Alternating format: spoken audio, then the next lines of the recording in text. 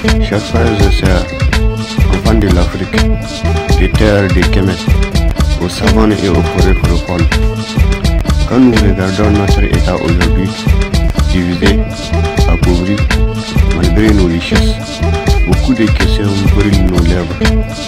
Comment en sommes-nous arrivés là? Est-ce que nous pouvons nous permettre de galvaniser ces divisions tribales, linguistiques et religieuses qui nous affaiblissent? Je tiens à souligner que ces divisions ne sont pas le fruit du hasard, mais une stratégie éprouvée de diviser pour mieux régner. Kofi disait qu'il a une organisation dans laquelle il n'accepte pas les fous d'Allah, comme si son organisation représente le pilier central de l'Afrique. Je ne suis pas ici pour vous parler de comment prier, je suis ici pour vous parler de comment gagner. Et pour gagner, nous devons nous unir. Notre histoire nous montre la voie à travers des géants qui étaient à la fois profondément croyants et farouchement panafricains. Nous marcherons alors dans les pas de ces géants qui ont su dire non là où la vérité était enchaînée par l'Occident. Nous verrons certainement que leur foi n'a pas été une cage, mais une aile pour leur combat. Nous serons ainsi témoins que Malcolm X était un des fils qui libère et rassemble tous les enfants de l'Afrique. Il fut un des fils de l'Afrique qui fut en constante évolution, un chercheur de vérité. À la Mecque, Malcolm X a vu des hommes de toutes les couleurs, de toutes les nations, prier à côté et égaux devant le Tout-Puissant. Il ne renie pas sa foi, il l'élargit. Son combat n'est pas seulement pour les Noirs d'Amérique, mais pour tous les opprimés du monde entier.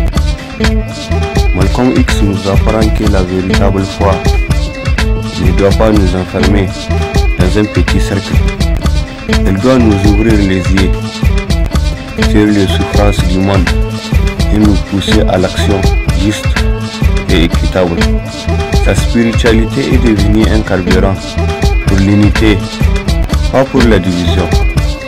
Et bien avant Malcolm X, Samori Touré était non seulement un croyant, mais aussi un baobab qui a fait trembler la machine coloniale française.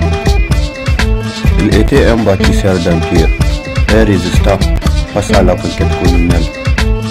Ce dernier a utilisé la structure et la discipline de l'islam pour unifier les différents peuples de son empire Wassoulou. Sa foi a été un outil de gouvernance et de cohésion sociale. Il n'a pas combattu au nom de l'islam contre les non-musulmans. Il a combattu au nom d'Afrique contre l'envahisseur étranger. C'était d'abord un combat anticolonial. Son empire a tenu tête à la France pendant 17 années consécutives. Cela montre la force d'un peuple uni par une vision et une organisation solide. Samori Touré nous montre que nos spiritualités peuvent nous donner la discipline et l'unité nécessaires pour résister face à l'oppresseur.